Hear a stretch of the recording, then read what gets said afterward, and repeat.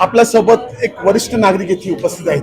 त्यांना काय त्रास होता आणि आज ह्या ग्रुपमध्ये आल्यानंतर ह्यांच्याशी योगा आणि रोज हास्य क्लबमध्ये आल्यानंतर त्यांच्यात काय बदलाव झाला ते सांगत आहेत. आपण ऐकूया त्यांच्या तोंडून.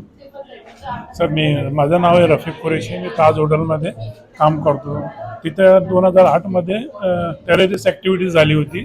त्याच्यानंतर मला एकदम लो डिप्रेशनमध्ये गेलो मी. 1 वर्ष 2-1.5 वर्षापर्यंत मला काही समजत नव्हतं. असं कामावर पण जायचं मन नव्हतं. मग मला कोणीतरी बोलला का तू हास्य क्लबमध्ये जा, तिथं जॉईन कर.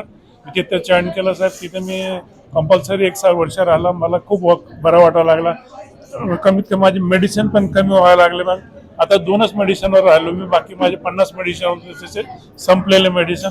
हास्य क्लबमध्ये येऊन मला लय फायदा झाला, खूप फायदा झाला. आणि मी पहिल्यासारखा नॉर्मल आता जीवन जीवतो आपल्यासारखं. धन्यवाद.